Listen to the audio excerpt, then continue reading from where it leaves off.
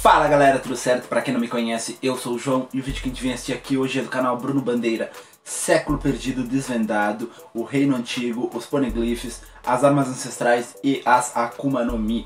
Cara, vai ser um vídeo bem interessante. Esse negócio do século perdido eu basicamente não sei nada. Digamos assim que esse tipo de teoria geralmente são bem legal, porque uma vez eu fiz um vídeo que falava um pouco do século perdido e vocês deixaram um monte de comentário aí. Eu achei bem interessante as coisas que vocês falaram e eu acho que vou gostar muito da opinião dele. Eu tenho gostado muito dos vídeos que ele tem feito sobre os últimos que eu vi aí. Eu achei bem interessante o jeito que ele explica tudo mais, achei bem legal. E ele falar sobre essas coisas aqui do século perdido vai ser bem interessante também pra saber algumas coisinhas a mais. E se vocês estiverem gostando do vídeo aqui do canal, galera, deixa um like aí, se inscreve no canal e ativa o sininho para receber as notificações. Sem mais enrolação, bora pro vídeo. Galera, esse é um vídeo que eu prometi aqui no canal já tem cerca de 5 anos. Nossa. Várias vezes ao longo desse período eu peguei no roteiro novamente, reescrevi, perdi o roteiro, o meu brother Raoni Silva me mandou o roteiro, perdi o roteiro também porque eu mudei de computador, ele também não tá com acesso ao arquivo, então eu tive que reescrever do zero, enfim. Foi uma novela gigantesca para esse vídeo sair, e óbvio que eu não podia simplesmente chegar e fazer como eu geralmente faço, que é colocar, estruturar o vídeo em pequenos tópicos e dissertar aqui, porque requeriu muito mais pesquisa do que eu normalmente faço aqui. Eu realmente queria trazer um vídeo muito melhor estruturado, onde eu vou abordar sobre o provável maior mistério de One Piece, que é o século perdido. E óbvio que dentro do século perdido tem também outros vários temas, como o próprio One Piece, as próprias armas ancestrais, o próprio Reino Antigo, os Poneglyphs. Então tudo isso vai estar incluso nesse vídeo também. E o roteiro está com nada menos que 5 páginas. Eu acho que é um roteiro bacana. 5 páginas? Eu acho que está bem escrito sim. Tem bastante conteúdo aqui. Então eu já queria adiantar, para que se vocês gostarem do vídeo, não se esqueça de deixar o like no vídeo, se inscrever no canal se você não for inscrito ainda, para acompanhar os próximos vídeos de One Piece e conferir os outros vídeos anteriores, sempre ativar o sininho para receber as notificações e, óbvio, compartilhar com o máximo de pessoas que vocês puderem para me ajudar e assim outras pessoas também poderem ver esse vídeo, que eu decidi chamar de A Teoria Suprema de One Piece. Um pouco humilde? Talvez não, Não, mas eu acho que tá muito bem feito sim. Eu queria começar esse vídeo com uma fala do Professor Clover no flashback da Robin, onde ele fala um pouco sobre esse reino antigo. Decifrando vários documentos antigos e alguns dos Poneglyphs, percebemos uma clara referência a um reino, de que hoje já não existe nem vestígios. Ainda assim, ele é descrito como grande e imponente. Parece que eles possuíam um imenso poder, mas as informações sobre esse reino foram meticulosamente apagadas. Acredito que, ao se depararem com a aliança de países chamada Governo Mundial, eles perceberam que logo seriam derrotados, então resolveram gravar a verdade nas pedras, para que as pessoas no futuro pudessem saber dos fatos. E essas pedras são nada menos que os Poneglyphs que existem hoje. De fato, uma arma vinda da antiguidade pode ser uma ameaça para o mundo, nesse caso se referindo a Pluton, que era o que estava sendo discutido naquele contexto. Mas a real ameaça para vocês do governo mundial não seria a revelação da existência desse reino e da ideologia deles, que viria à tona caso a história desse período fosse desenterrada do esquecimento. Eu ainda não cheguei a desvendar qual é a natureza dessa ameaça, mas o nome desse próspero reino que representava a chave de todo o mistério e logo antes que ele pudesse falar o nome desse reino, ele foi assassinado. Agora, além da descrição do Reino Antigo, eu queria também falar um pouco sobre, de fato, esse poderio que esse reino tinha, que não era pouca coisa. Eu vou começar falando aqui primeiro das armas ancestrais, que eu acredito que todas elas, no fim das contas, estivessem aliadas ou fizessem parte do Reino Antigo também. Vamos começar com Poseidon. Poseidon a gente sabe que é a princesa sereia, que consegue falar com reis dos mares. A sua história é a de que Joy Boy escreveu uma carta em forma de Poneglyph se desculpando com a princesa da época por não ter cumprido sua promessa com a Ilha dos Tritões. Os detalhes dessa promessa não estão claros, mas alguém irá aparecer para completar a promessa no lugar de Joy Boy. Ele pretendia usar Noah para completar esse objetivo. Agora a segunda arma, Pluton, que é um navio de guerra com poder de destruição em massa. Esse navio foi construído em Water 7 durante o século perdido e sua localização parece ser descrita no Poneglyph lido pela Robin em Alabasta. As plantas desse navio foram passadas de geração em geração pelos carpinteiros de Water 7 para que, caso a arma caísse em mãos erradas, fosse possível construir um segundo Pluton para que pudesse enfrentar o primeiro. E a terceira arma, que no caso é Uranus, a gente não tem nada, nenhuma informação por enquanto e nenhuma forma de fazer uma conexão dessa arma com o Reino Antigo. E isso me dá, obviamente, um pouco mais de liberdade para divagar sobre essa arma. Então vamos lá. Por ser descrito como a personificação do céu na mitologia grega, eu acredito que esteja relacionado ao povo alado. Antes de se dividirem em Skypianos, Xandorianos e Bilkans, os povos das Ilhas do Céu viviam na Lua, para onde o Enel foi. Os antepassados dessa civilização possuíam uma tecnologia muito avançada, sendo capazes de criarem até mesmo um exército de pequenos robôs, mas que por falta de recursos desceram para o planeta de One Piece. É certo que essa tecnologia também foi parar no Mar Azul, pois os mesmos robôs construídos na Lua foram também construídos na ilha Karakuri, por um senhor chamado Professor Tsukimi. Essa ilha, para onde também o Frank foi mandado, a gente viu isso durante o time skip, é uma ilha especializada em tecnologia avançada, e não por acaso é também a terra natal do Dr. Vegapunk. Portanto, Vegapunk, além de ter uma mente muito à frente do seu tempo, teve também acesso a uma herança tecnológica deixada pelo povo alado e deve ter tomado como base os robôs criados na Lua para a criação dos próprios pacifistas. Sabemos também que o Poneglyph de Xandora foi protegido pelos Xandorianos desde o século perdido. Então existiu de fato uma relação entre o Reino Antigo e pelo menos um dos povos alados, né? A minha hipótese é de que essa arma está relacionada ou foi construída por essa civilização antiga alada, já que possuíam tecnologia para isso. Agora resta saber se a localização dessa arma pode estar numa ilha do céu ou até mesmo na Lua, de onde os alados vieram. A minha conclusão é de que o Reino Antigo ele tinha como posse ou como aliado, no caso da Shirahoshi, né, que era um ser vivo, todas as três armas ancestrais. A gente sabe que tinha relação com Pluton, porque o próprio governo queria as plantas dessa arma, mas eles não conseguiram botar a mão. A gente sabe que, obviamente, teve a promessa com a princesa sereia da época, que seria Poseidon, então outra relação também estabelecida. E a terceira que seria Uranus, que a gente não tem muitas informações ainda, mas dá para tentar começar a fazer algumas pontes, pelo menos para tentar começar a relacionar. O segundo grande poderio desse reino antigo seria a criação das próprias Akuma no Mi. Não é difícil imaginar que existe uma relação entre as Akuma no Mi, ou seja, frutas do diabo, com os D, que ao longo dos séculos tiveram uma conotação negativa, sendo chamados de demônios e até mesmo inimigos dos deuses. O próprio Rocinante, quando fala no flashback lá em Dressrosa, que em certos lugares o clã dos D foi chamado por outro nome, o arqui-inimigo de Deus. E no país de onde Rocinante veio, Marijoa, era dito às crianças que, se comportassem mal, seriam comidas pelos próprios D. Nossa. Da mesma forma que os anciãos daquele país pareciam bastante cautelosos com a tempestade que aqueles com o nome D eram conhecidos por causar. Claro que nesse caso a gente está aqui assumindo que os deles faziam parte, né? Eles eram as pessoas que constituíam esse reino antigo, né? Mas não é difícil de imaginar que isso seja de fato uma verdade, apesar disso ser, por enquanto, só uma suposição mesmo. E além de todo esse poderio bélico, dá para perceber também que esse reino antigo tinha alianças ao redor do mundo inteiro. Eles tinham como prováveis aliados os carpinteiros de Warrior 7, os guerreiros de Xandora, os samurais de Wano e os tritões da Ilha dos Tritões, e quiçá também o Reino de Alabasta. Então, depois da gente concluir que esse reino antigo de fato esbanjava um poder absurdo, como os 20 reinos conseguiram vencer isso? Claro que tem também o lance da quantidade, né? Eles eram um único reino contra 20 reinos, então isso obviamente conseguiu equilibrar um pouco o jogo. Mas eu ainda fico nos meus sonhos molhados, acreditando que para combater as frutas do diabo, talvez esses 20 reinos fossem os primeiros a conseguirem usar a técnica do hack do armamento e da observação, porque na prática eles servem como um counter, né? Uma forma de combater as Akuma no Mi, então talvez eles tenham dominado essa técnica naquela época para conseguir mais uma vez balancear um pouco mais o jogo, ou quiçá até mesmo a utilização do Kairoseki. A Marinha hoje em dia tem um arsenal de Kairoseki gigantesco, então por que não isso ter começado desde aquela época, né? Por que não eles já terem acesso a esse Kairoseki e conseguirem produzir armas de Kairoseki já naquela época? Afinal, esses sim são os counters diretos das Akuma no Mi. A segunda parte desse vídeo é para falar sobre o Trono Vazio. Vamos lá, galera! O Trono Vazio é um centro histórico localizado em Marijoa, dentro do castelo Pangaea,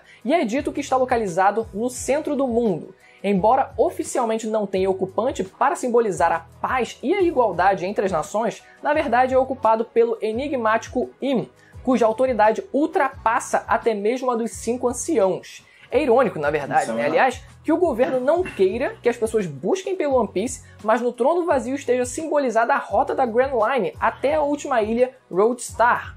Claro que com as informações que tivemos no arco de Zou, para encontrar One Piece não é preciso necessariamente ir até a última ilha Roadstar, mas ainda assim é lá que as pessoas costumam descobrir o que é preciso ser feito para achar One Piece, como aconteceu com o próprio Roger, na verdade, né? Então por que o governo colocaria algo como a Grand Line em posição de destaque no trono vazio? Mas enfim, voltando ao foco, existe um motivo para o trono vazio, em tese, representar a paz e a igualdade entre as nações. Porque se o trono vazio representa uma ideia contrária à existência de um governante que controlaria o mundo inteiro, essa ideia teria surgido do fato de que houve alguém que conseguiu de fato controlar o mundo, e esse período foi o século perdido. No capítulo 907, Sterry diz acreditar que sentar no trono vazio faria de você o rei do mundo. E nesse mesmo capítulo é citado pela primeira vez os piratas Rocks. Já no capítulo 957, soubemos da existência do capitão desse bando, chamado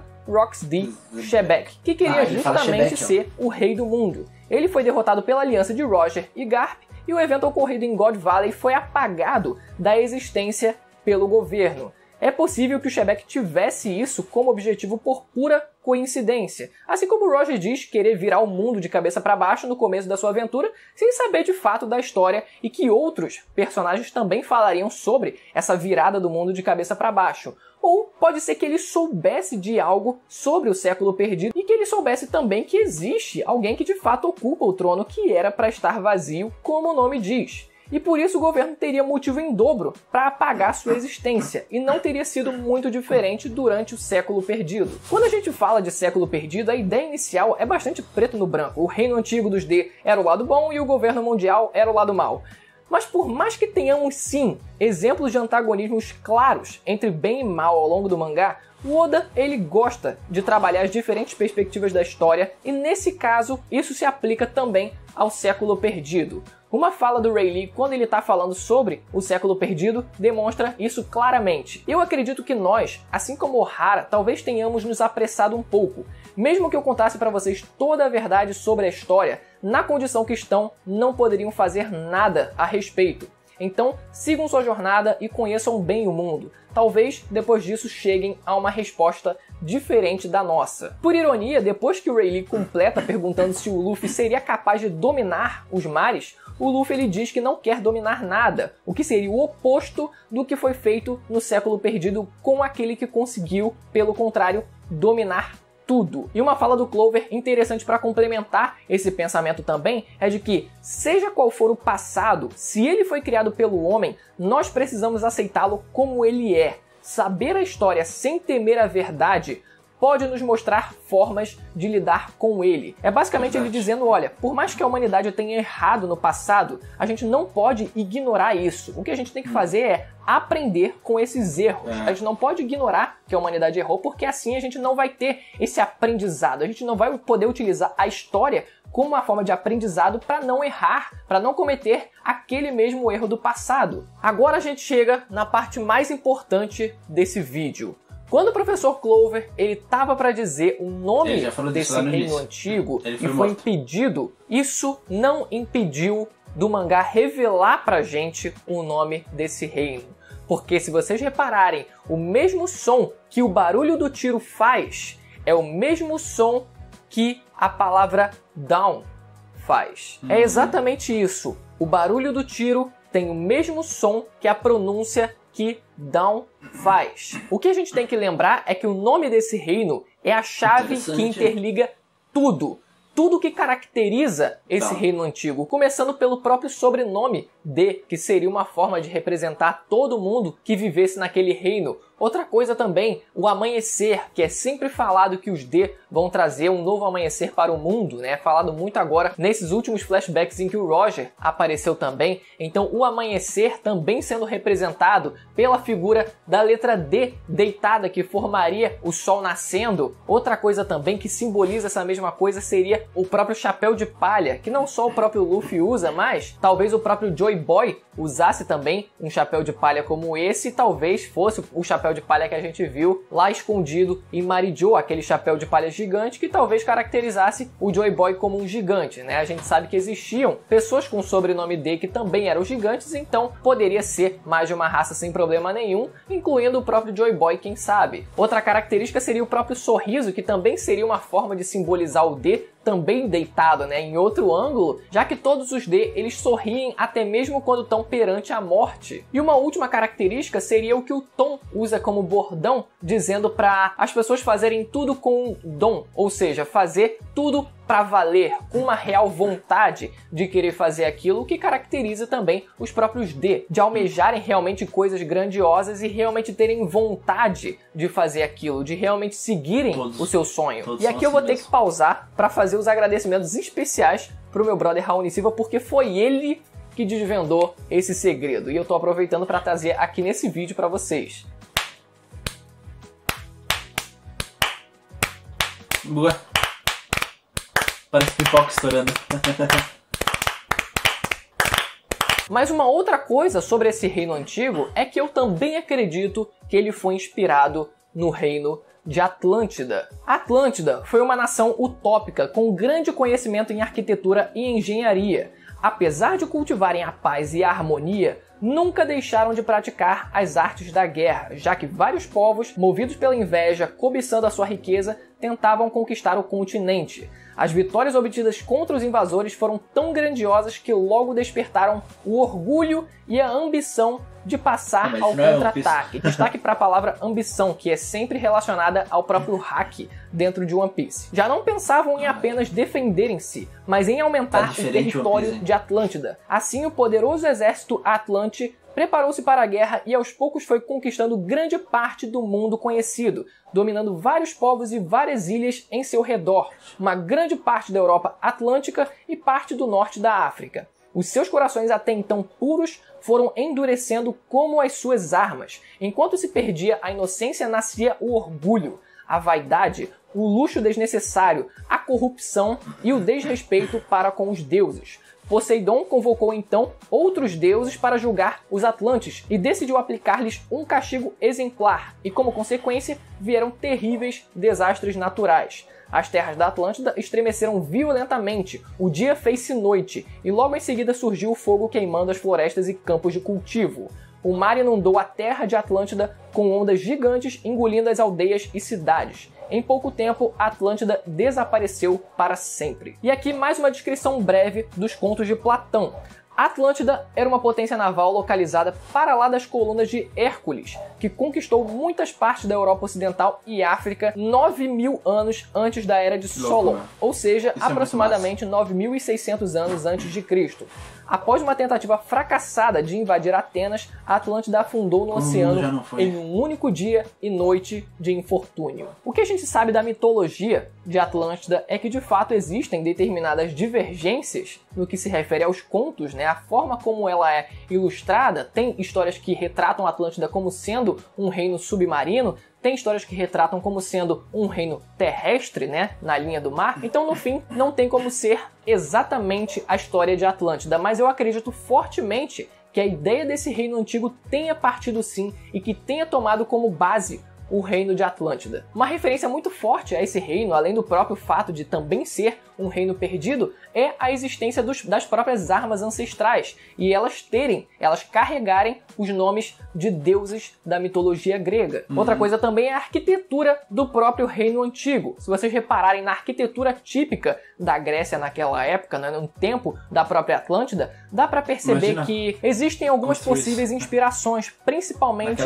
na arquitetura que se refere aos pilares, né? Os pilares são provavelmente o maior símbolo de arquitetura daquela época e isso dá para ver claramente no reino antigo de One Piece. Outro detalhe também é que, de acordo com Platão, no livro Atlântida, essa cidade estaria além das colunas de Hércules, no estreito de Gibraltar, próxima a uma região conhecida como quadrilátero de canais. Isso é muito parecido com o que a gente conhece da localização de Left Tail, que fica localizada na interseção de 4 pontos no globo. Claro que a Atlântida ela não fica exatamente no meio desse quadrilátero, mas isso seria facilmente adaptado dentro da história de One Piece para ficar esteticamente mais bonito, né? Quando o professor Clover fala que o reino antigo era grande e imponente, a palavra usada em japonês para imponente foi Hokoru, que pode ter uma conotação negativa, podendo se referir tanto a orgulho como a arrogância.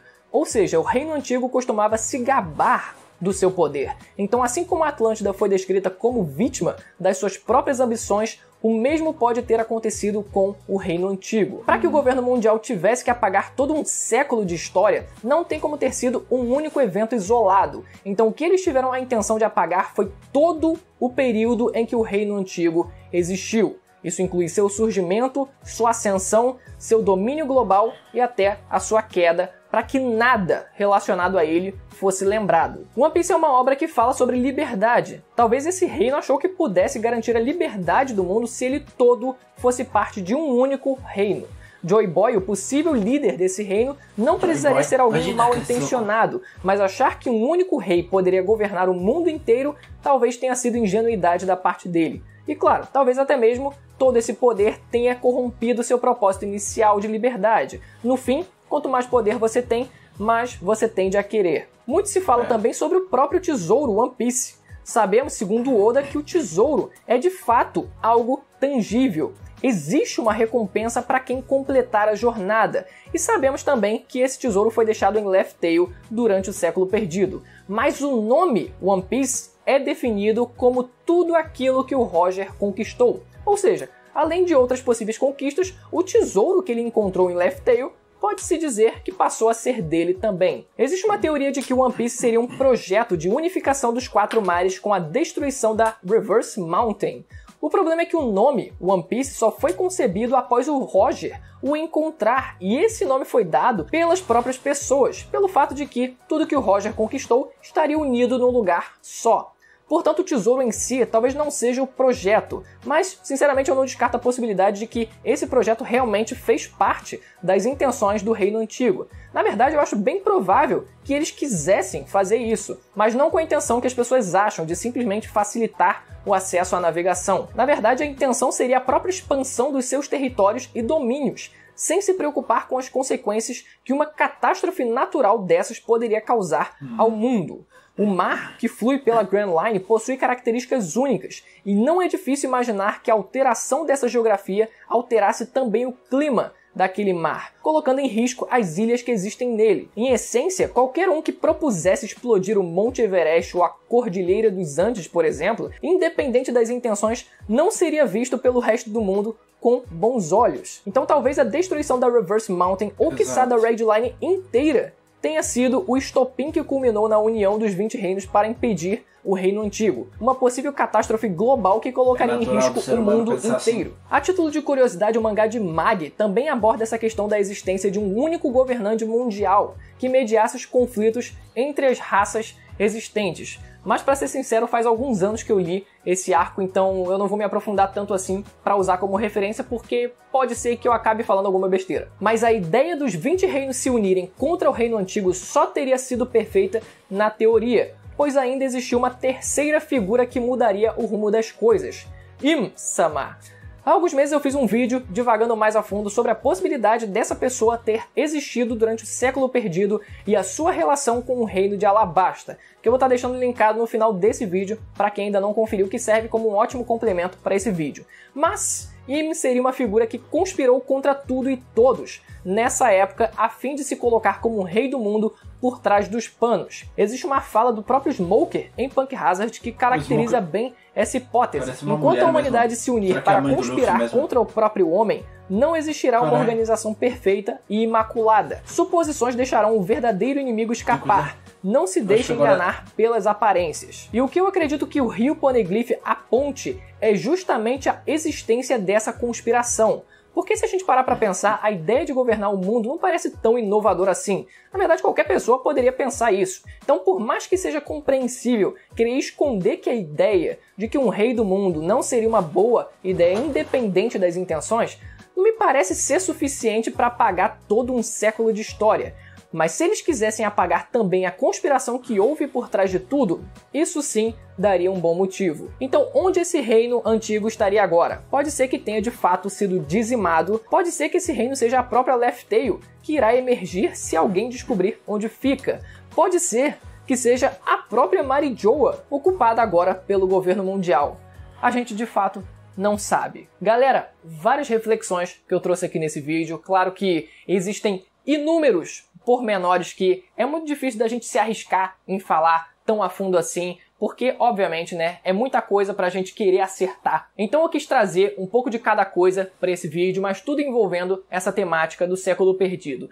Eu espero que você tenha gostado, eu espero que tenha ajudado vocês de alguma forma com toda essa reflexão teórica que o mangá de One Piece traz pra gente, não só filosoficamente falando, mas também as próprias teorias que a gente ama fazer sempre. E como eu sou um fã também, eu gosto de estar aqui teorizando com vocês. Mais uma vez lembrando para compartilhar esse vídeo com o máximo de pessoas que vocês conhecerem, que também gostam de One Piece. Se você gostou, obviamente, do vídeo que eu trouxe aqui pra vocês, deixando o like e também se inscrevendo no canal para acompanhar os próximos vídeos, beleza? Até a próxima, tchau! Galera, só me corrigindo aqui antes de continuar o vídeo, eu reassisti e eu vi que eu comentei errado, porque na hora que ele falou o nome rápido, eu não consegui assimilar e eu liguei a imagem parecida com o Crocodile e não sei nem se eu falei Smoker, não sei que eu tava viajando na minha cabeça, e eu falei que era parecido com uma mulher, né, que tem toda aquela história do Crocodile, poderia ser a mãe do Luffy, e aí eu falei que nossa, pode ser a mãe do Luffy, mas não é o Crocodile ali, na imagem era o Smoker, eu rateei, não me liguei a imagem parecida porque o Crocodile também tem o charuto, e na hora que ele falou o nome, eu acho que na mesma hora eu falei que era o Crocodile, eu falei, ué, mãe do Luffy, e aí já a minha cabeça já voou longe já, então desculpa aí ter errado isso daí, galera. E também desculpa não ter comentado muito durante o vídeo, porque nesse tipo de vídeo não dá pra comentar muito, vocês mesmos me pediram algumas vezes pra não estar falando durante as falas deles, por causa que senão interrompe o contexto do que eles estão dizendo, e isso acaba atrapalhando quem tá assistindo o vídeo, quer ver um pouco da história direitinho aí, não quer perder nenhuma partezinha. Então eu costumo deixar pra falar geralmente em partes que ele para de falar, que foi difícil nesse caso desse vídeo aqui e no caso de alguns outros desse estilo, porque às vezes eles começam a falar do início, afim não param, ou eu deixo pra falar sempre no final do vídeo, que é como eu tô fazendo agora. E só dando um elogio aí ao Oda, cara, ele é um escritor sensacional mesmo. Cada vez que eu vejo mais vídeo aqui sobre One Piece, mais eu vejo que ele consegue pegar detalhezinhos ali e colocar no anime, coisas que só se tu perceber muito bem, e às vezes só se tu reassistir tu vai conseguir perceber, que eu vejo aqui pelas teorias deles e pelas coisas que aconteceram que eles contam, como por exemplo, o tiro da arma fazendo down e ser o nome do lugar, entendeu? Que ele não falou no final, mas o tiro fez o mesmo som. Isso é sensacional pra mim. E eu tô louco, cara, pra ver o Insama aparecendo e descobrindo quem ele é e se tem realmente um nível de poder tão grande quanto muita gente hypa aí na internet, cara. Porque deve ter, né, pra ser um cara sentado no trono dos mais poderosos aí, dos mais poderosos não, mas digamos, de quem comanda o mundo, tem que ser um cara poderoso, não pode ser um qualquer. Ou pode, na verdade, também, porque se levar em consideração que aqueles, como é o nome, os Terubitos, estão lá naquele rank tão alto de poder, de ter nome, de ter fama, e não tem poder nenhum de força basicamente, então não pode ser que seja considerado assim normal esse Insama não ser tão poderoso assim, e ser só um cara que tá lá por alguns motivos aí que talvez a gente descubra algum dia. Não, com certeza vai descobrir, porque o Oda não ia simplesmente mostrar ele vai vir alguma hora aparecer, mostrar toda a história dele, e também que o Oda tomara que explore o passado dos personagens, né, uma coisa que eu comento em